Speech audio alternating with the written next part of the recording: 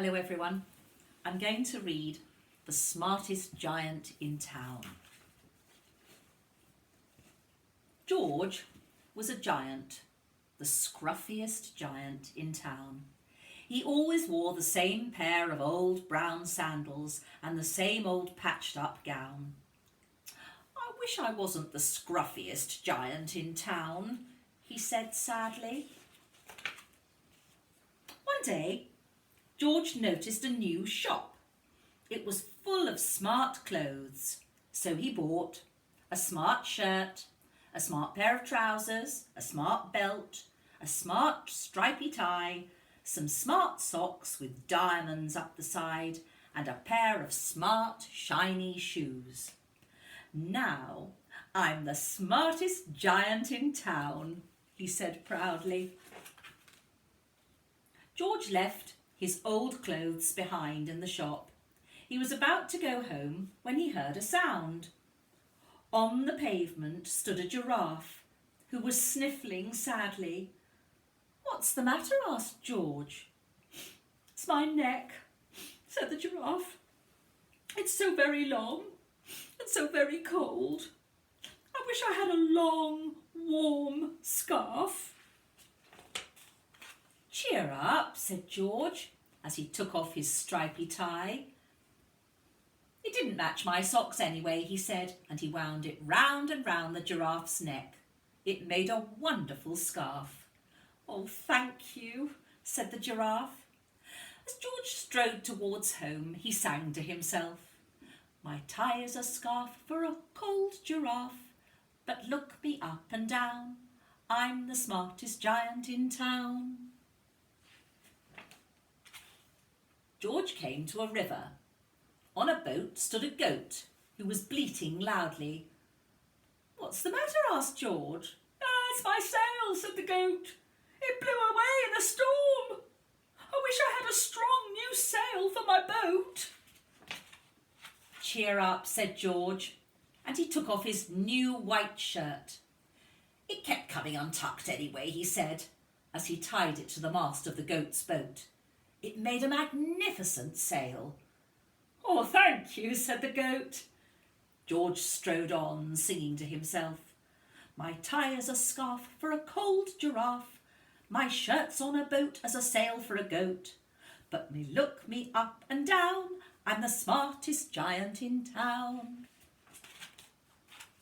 George came to a tiny ruined house. Beside the house stood a white mouse with a lot of baby mice. They were all squeaking. "What's the matter?" asked George. "It's our house," squeaked the mother mouse. "It's burned down and now we have nowhere to live. I wish we had a nice new house." "Cheer up," said George, and he took off one of his shiny shoes.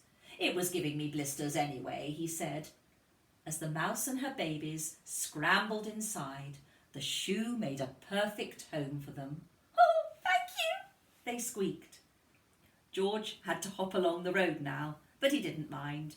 As he hopped, he sang to himself, "My tie is a scarf for a cold giraffe, my shirt's on a boat as a sail for a goat, my shoe is a house for a little white mouse, but look me up and down, I'm the smartest giant in town."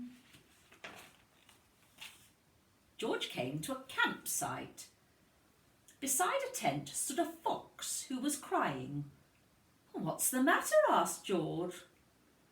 "It's my sleeping bag," said the fox. "I dropped it in a puddle. I wish I had a warm, dry sleeping bag."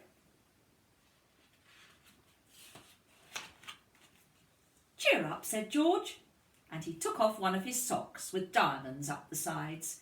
"It was tickling my toes anyway," he said, as the fox snuggled into it.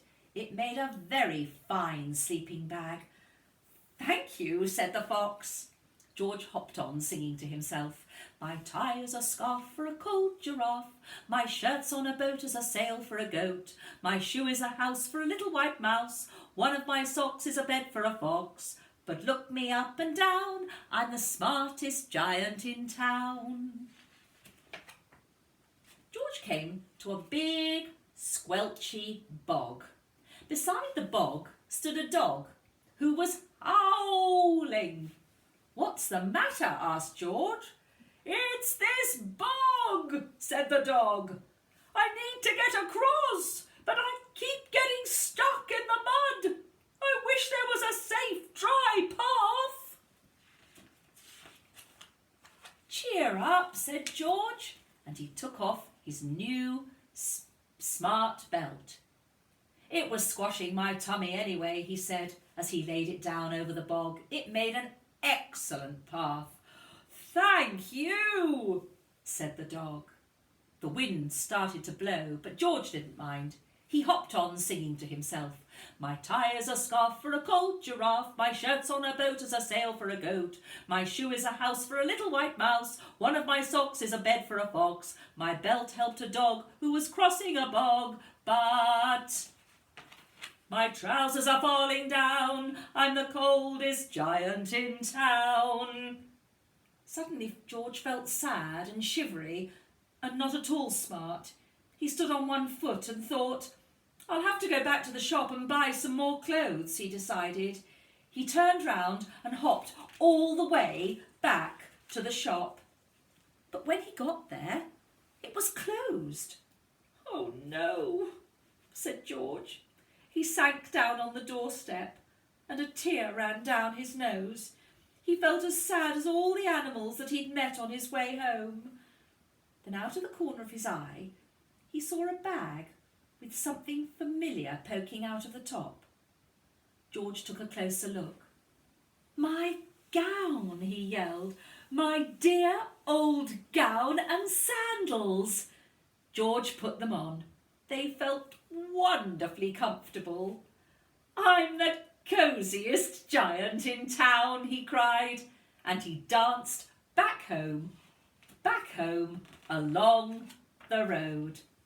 Outside his front door stood all the animals he had helped. They were carrying an enormous present. "Come on, George," they said. "Open it." George untied the ribbon. Inside was a beautiful gold paper crown and a card. "Look inside the card, George," said the animals. George put the crown on his head and opened the card. Inside it, it said, "Your tie is a scarf for a cold giraffe. Your shirt's on a boat as a sail for a goat. Your shoe is a house for a little white mouse. One of your socks is a bed for a fox. Your belt helped a dog who was crossing a bog. So here is a very fine crown to go with the sandals and gown of the kindest giant in town."